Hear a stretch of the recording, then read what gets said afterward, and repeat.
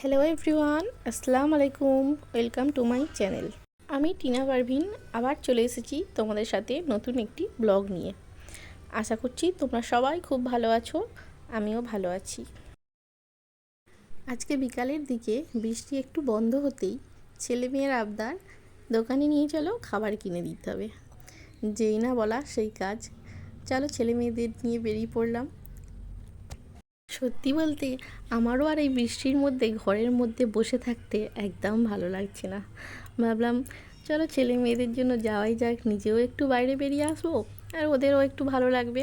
ওরাও তো বাচ্চারা, ঘরের মধ্যে বসে থাকতে কি ভালো লাগে বলো, সবারই একটু ঘুরতে ইচ্ছে হয়।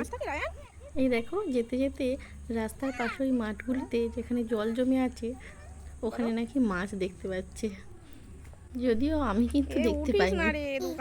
এই দেখো গল্প করতে করতে তোমাদের সাথে দোকানটিতে পৌঁছে গেলাম। কি কিনবি দেখ আমাকে। এই তো ওরা এবার দেখছে কি খাবার কেনা যায়, এখানে এই তো কত কি আসে দেখো। দেখে দেখে লাস্ট পর্যন্ত ওরা ওই দু রকমের কিছু চিপস কোনটা নিবি? আর ওই জেলি রজেস টাইপের কিছু কিনলো।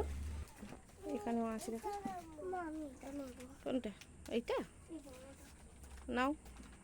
রায়ন কোনটা নেবে? এই তো এই লজেন্সগুলো কিছু কিনেছিল, আমার মেয়ে নিয়েই পকেটে ঢুকিয়ে নিয়েছে। এই যে দেখাচ্ছে, আমি আবার দেখাতে মানা করলাম। ওরকম করে যেতে হয়। খাবার কেনা হয়ে গিয়েছে, বাড়ি ফিরে যাচ্ছি এবার আমরা। এই যে কিরকম দেখাতে দেখাতে নিয়ে যাচ্ছে দেখো ছেলে আর মেয়ে। চলো, এতে গাড়ি আছে? ও চলো ঘরে গিয়ে কাটবে তখন দেখাবে। হ্যাঁ চলো। এই তো এবার বাড়ি ফিরে এলাম। এটা আমার বাড়ির পেছন দিকের রাস্তা, এটা ঢালাই রাস্তা, আর সামনের দিকে ওই রোড রাস্তাটা আছে। মানে বাড়িটা আমার মাঝখানে, পেছনে ঢালাই রাস্তা আর সামনে রোড রাস্তা। আগে পাটা ধুয়ে নাও চলো। হ্যাঁ আস্তে করে নামবে।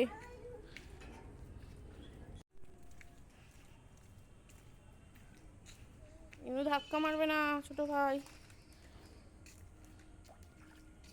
চলে আসো, চলে আসো দুজনে,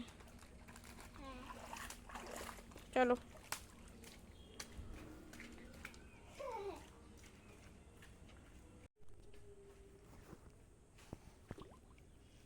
এই তো সবাই মিলে পুকুরে পা ধুয়ে এবার বাড়ির মধ্যে ঢুকে যাব।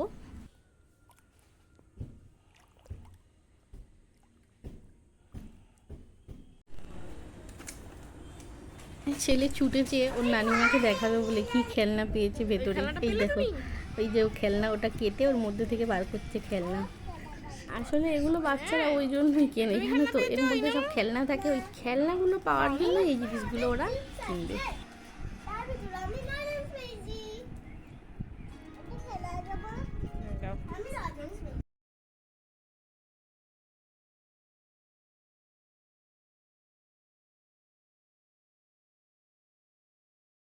এখানে রায়ন দেখাচ্ছে, এই দেখো ও দুটো খেলনা পেয়েছে, মানে সবাই একটা খেলনা পাই, ও এখানে দুটো খেলনা পেয়ে গিয়েছে, সেই জন্য ও ভীষণ হ্যাপি।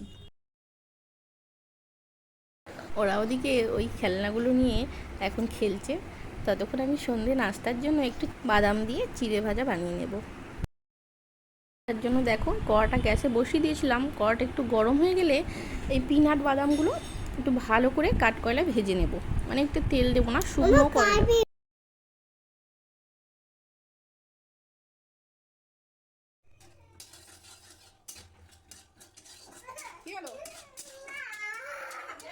বাদামগুলো ভালোভাবে ভাজা ভাজা হয়ে গেলে একটা জায়গায় নামিয়ে রেখে দেব।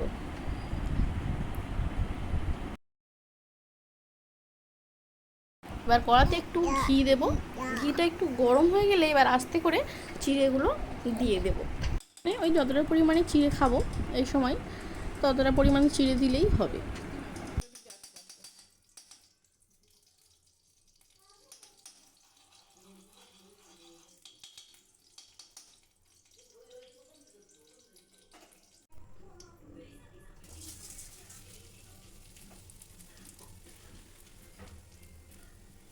তো দেখো চিড়েগুলো সব দিয়ে দিয়েছি, এবার ভালো করে ভাজতে থাকবো যতক্ষণ না চিড়েটা কালার চেঞ্জ করে।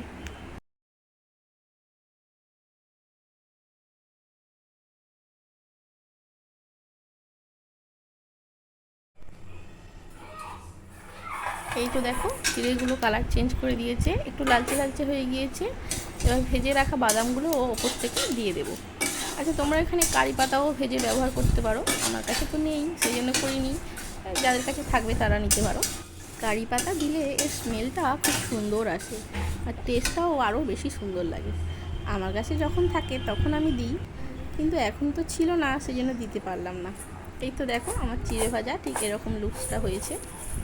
খেতে এটা খুবই সুন্দর লাগে, মানে সন্ধ্যায় হালকা ফুলকা টিফিনের জন্য একদম বেস্ট। পরের দিন সকালে আমার উঠতে একটু দেরি হয়ে গিয়েছিল, সেই জন্য উঠেই আগে মেয়ের স্কুলের জন্য টিফিন রেডি করে নিচ্ছি। এই তো আজকে ওকে ম্যাগি করে দেবো, এই জন্য এই তো ম্যাগিটা বানিয়ে নিচ্ছি।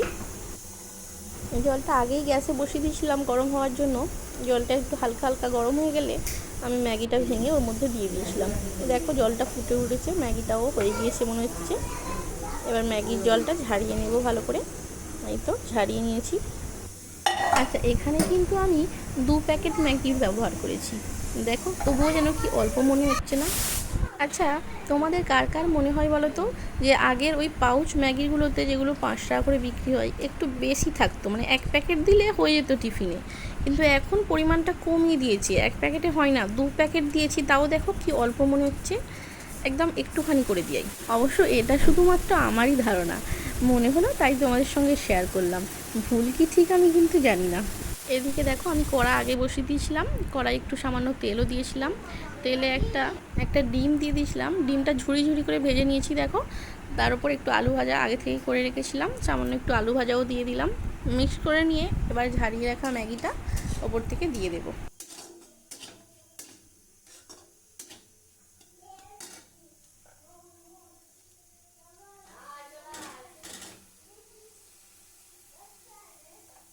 এবার ম্যাগির প্যাকেটের ভেতরে যে মশলা থাকে, ওই যে 2 প্যাকেট ম্যাগির 2টো মশলা সবটাই কেটে দিয়ে দেবো। আমার মেয়ে ওই মশলাটা একটু বেশি পছন্দ করে।